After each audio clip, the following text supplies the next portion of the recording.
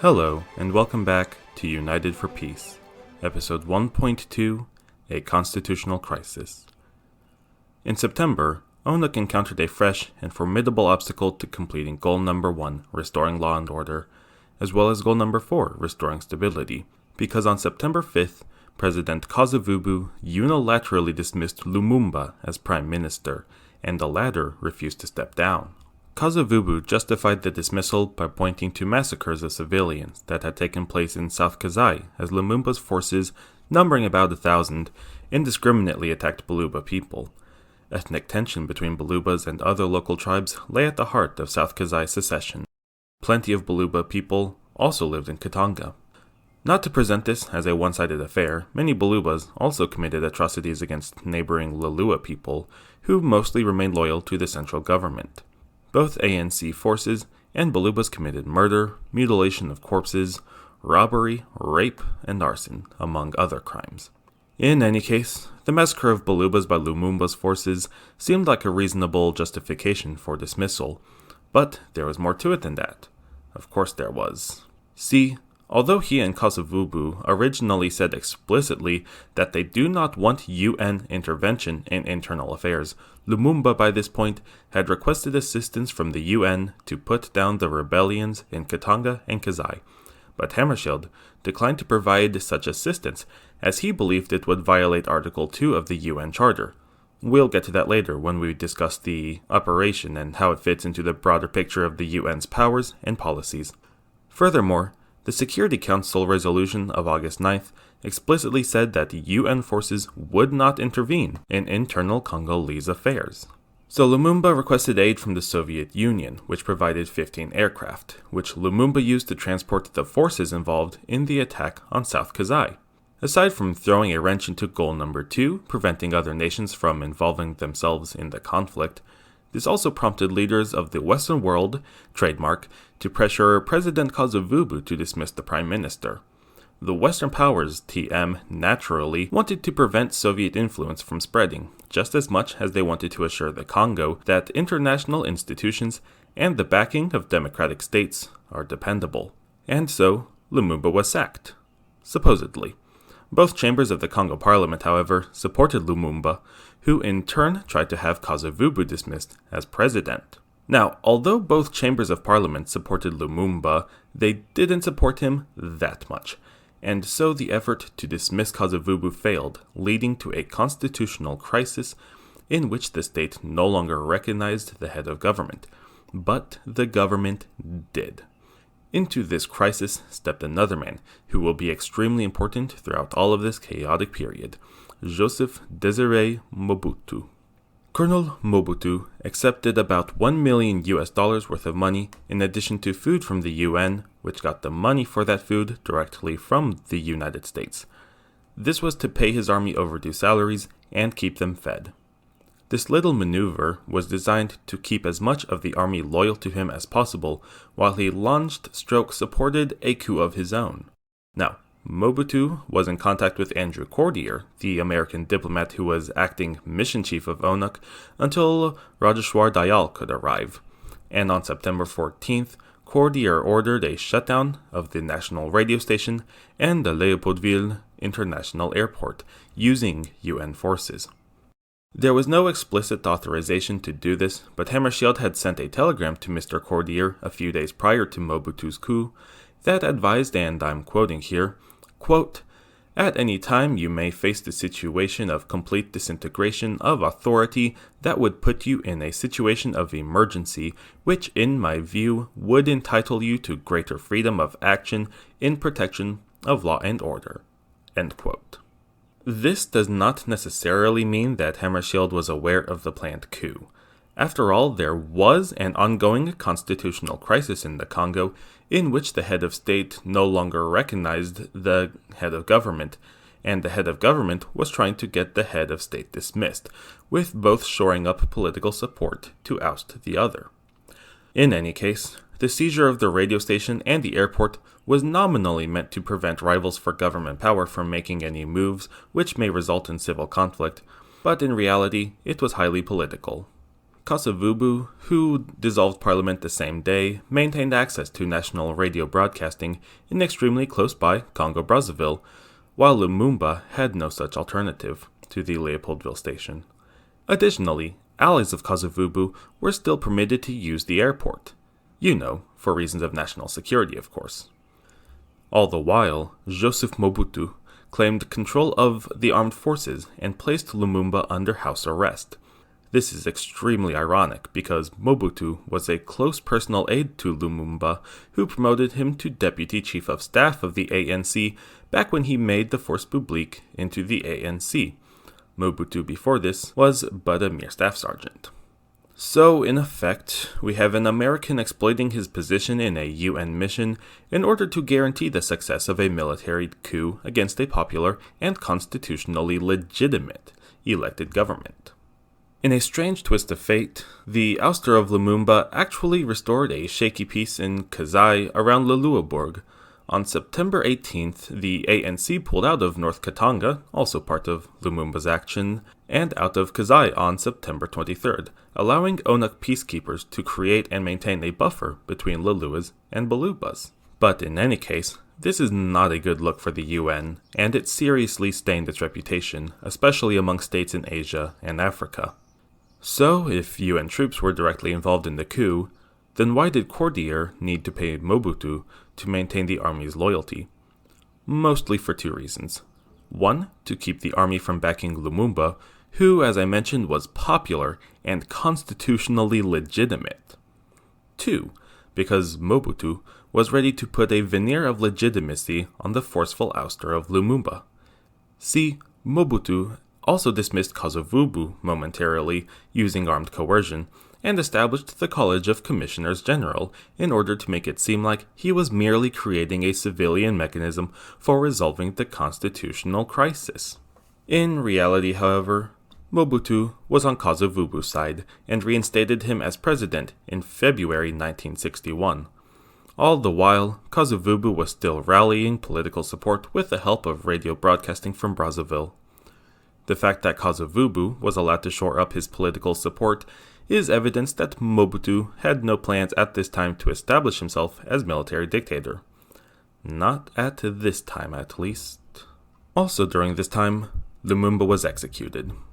Prior assassination attempts failed because UN troops from Ghana prevented Mobutu's forces from removing Lumumba from his home. However, in December of 1960, the Prime Minister escaped his house arrest. Unfortunately, he was captured just a couple days later by Mobutu's forces, secretly transported down to Katanga, where the gendarmerie had vowed to kill him, and he was shot to death by firing squad on January 17th. This whole political episode goes much deeper than what I have just told you, but I want to keep the focus on the UN operation rather than on the Congo crisis as a whole at this time. For now, just know that the ousting and execution of Lumumba was wildly unpopular and sparked domestic and international outrage. Most importantly for us, this move leaves us with 4 political factions in the Congo with their own armed forces. Colonel Mobutu's military government backed by the 12,000-strong National Army of the Congo. A Lumumba's faction backed by 8,000 Congo Army dissidents led by Antoine Gizenga, who didn't really enter into the story before this point and who I promise we will return to. The breakaway state of Katanga, led by Moise Tshombe, and with an armed gendarmerie numbering about 10,000 men. And finally, the other breakaway state, South Kasai, with an armed constabulary of about 3,000 men, led by self-proclaimed King Albert Kolonji. So, that is the situation by February 1961. And the UN operation in the Congo still has a mandate to, among other things, restore law and order, and restore stability. Another major resolution was passed on February 21st, 1961, Security Council Resolution 161, which would ultimately escalate the operation to a whole new level.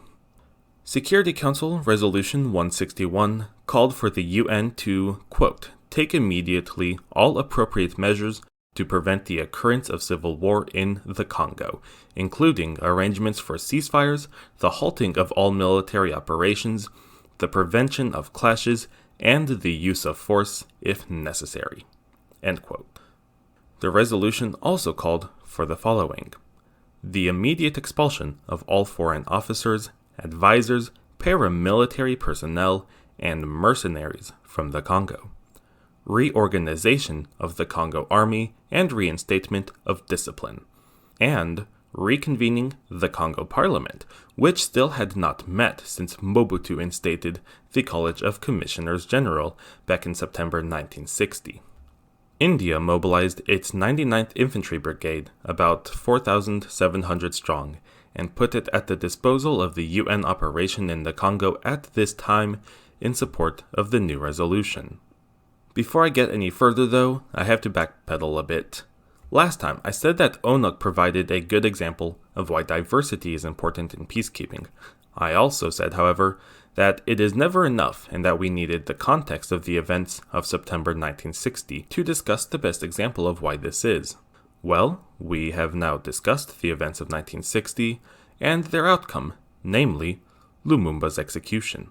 After Lumumba's removal from office, Ghanaians in any position in the Congo were put in danger, as well as anyone around them. See, Ghana's president and Lumumba were close friends and had actually entered into a secret agreement for Congo and Ghana to enter into an African Union at some point following Congo's crisis. Furthermore, Ghana's president believed it was ONUC's purpose to aid Lumumba in expelling the Belgians from the Congo. This did not mean merely Belgian soldiers or mercenaries or advisors.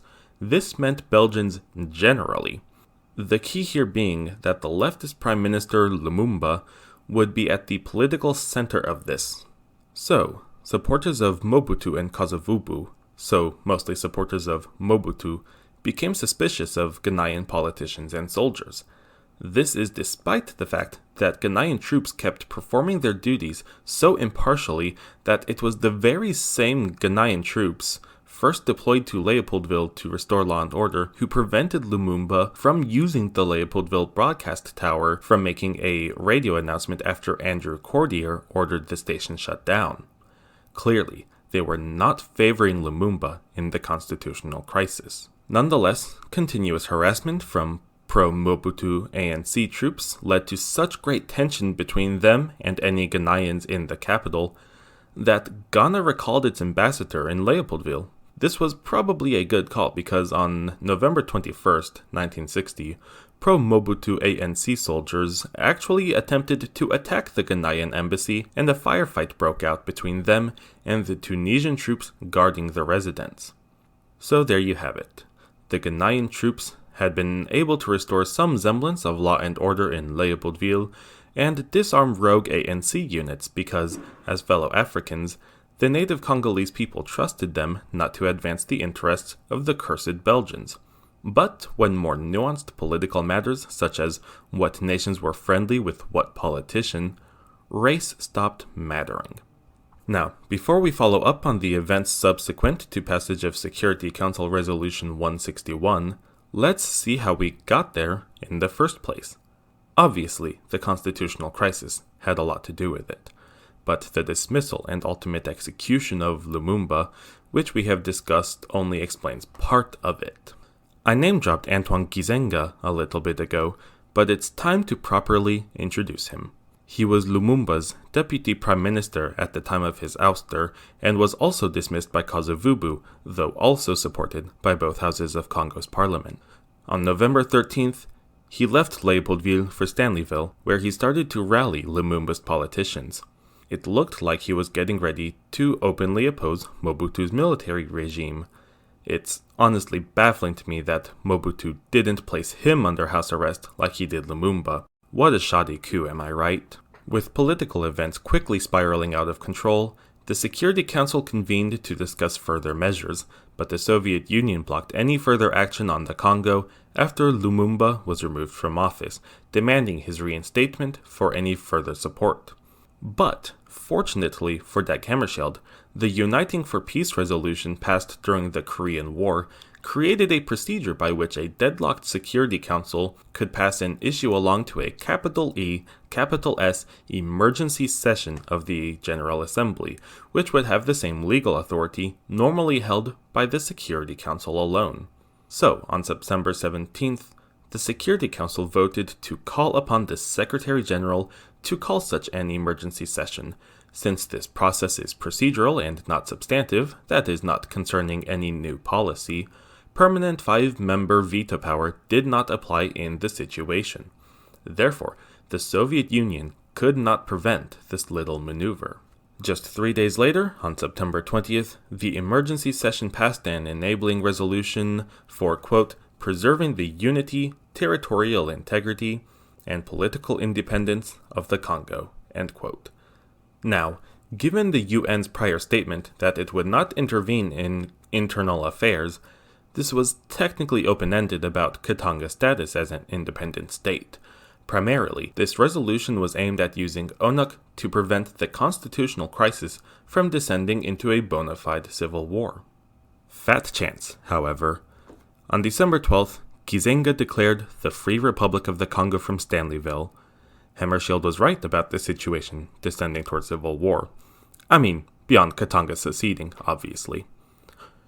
When Lumumba escaped his house arrest, he was actually trying to reach Stanleyville to link up with Kizenga for this project, but as we know, he was captured and eventually executed. By this time, however, he was still alive, just in detention. Enjoying recognition from the Soviet Union, China, and the United Arab Republic, recall that is, Egypt and Syria united at this time, but not domestically except from other Lumumbist politicians, he moved to legitimize or at least consolidate his government with a few moves. First, he sent troops to Bukavu in the neighboring Kivu province on December 25th. He dismissed the provincial president there and installed one of his own. 2 weeks later, he invaded northern Katanga to encourage disaffected Baluba people there to rebel against the breakaway state. We can see he is clearly trying to get other politicians throughout the Congo to answer to his government and legitimize it even more by bringing Katanga back into the fold. Oh yeah, he also took several Belgians hostage and threatened to kill them if Lumumba was not released. So this was pretty frightening to the 800 to 1,000 Belgians who still lived in what was then called Oriental Provence at this time. Now, I cannot find any information on what became of these hostages one way or another. Between 5 books and Wikipedia as a last-ditch resort, the mere fact that Kizenga took hostages whom he threatened to kill is all I could find about the 1960 incident. If you try looking for it online yourself, you will find a lot of information about hostages taken in Stanleyville during the Simba Rebellion of 1964, rescued during Operation Dragon Rouge. This is a whole other, unrelated incident. I am not simply mixing up dates here. There are 2 Belgian hostage incidents. So, sorry I don't know what became of these hostages. But we know Lumumba was not released, so I don't know. Anyway, while all this was going on, the situation in Leopoldville remained rough.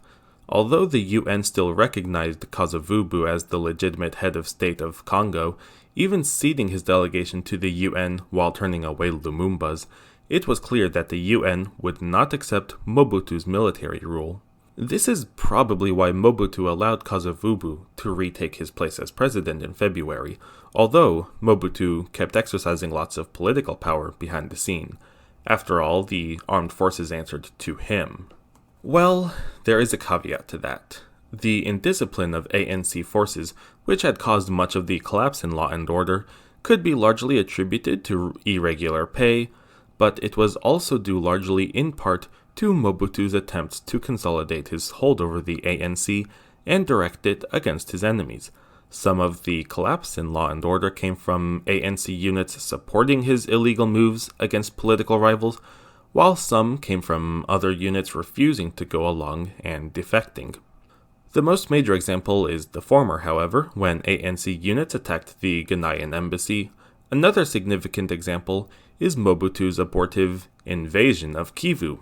There are quite a few abortive invasions here. which he routed through Rwanda-Urundi with obvious Belgian support. This support came not only in the form of Belgium allowing Mobutu to move troops through Rwanda-Urundi, still under Belgian colonial occupation, it also came in the form of Belgian advisors being sent to the Congo, with many of them taking up important administrative positions and using these positions to hinder ONUC activities. So, now we have reached February, and there is an active conflict between two competing central governments for all of the Congo, and there are two secessionist states, South Kasai and Katanga. The four factions have between them approximately 33,000 men under arms. The faction that different ANC units decided to support typically depended on their ethnicity. In Oriental Province, for example, where Lumumba's support was strongest, the majority ethnicity was a family of peoples including, wait for it, the Lulua people. Meanwhile, ANC units supporting Mobutu were mostly Bantu, the largest, though not majority, ethnicity in the Congo. Speaking of the Lulua people, we can see just how bad ethnic or ethnic-adjacent conflicts were in the example of the Port Franqui massacre. This was not a massacre of Luluas, but it was a jab against the Luluabourg province. In late April, the Interior Minister of Luluabourg province made a speech in which he said that the UN should disarm ANC units in the area who had caused much violence and terrorized civilians. Now, there was already a garrison of UN troops in Port Franqui, present-day Ilebo. ONUC had no intention of systematically disarming ANC in the units, however, but they sent 2 companies of Ghanaian troops to reinforce the garrison. Unaware of just how tense the situation in the city was, these companies approached an ANC roadblock, expecting to be let through. Instead, the troops manning the roadblock opened fire on the column. Hearing gunfire from the direction of the roadblock, ANC troops in the city itself thought this meant that the UN was attacking them. Consequently, they began to attack the UN garrison in the city. The troops in the city, also Ghanaian, were scattered, poorly armed, and in pretty indefensible locations. They made do with essentially British World War II weapons, while the numerically superior ANC forces had Kalashnikov rifles and FN FALs. Scattered, surrounded, outnumbered, and outgunned, the Ghanaian troops in and around the city suffered 43 enlisted killed, and 4 officers, 2 British and 2 Swedish, were executed.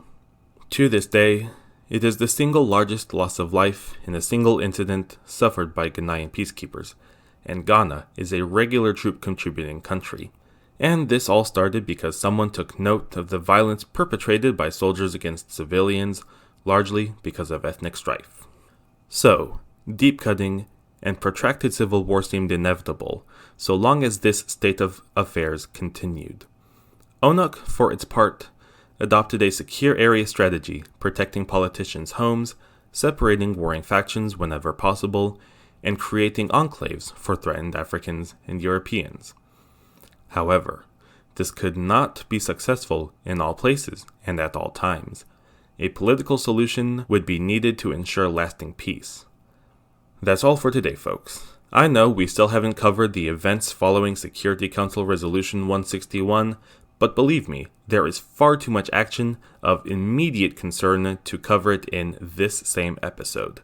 So, I hope you will join me next time on United for Peace, as we cover many more things, like ONUC's war on mercenaries.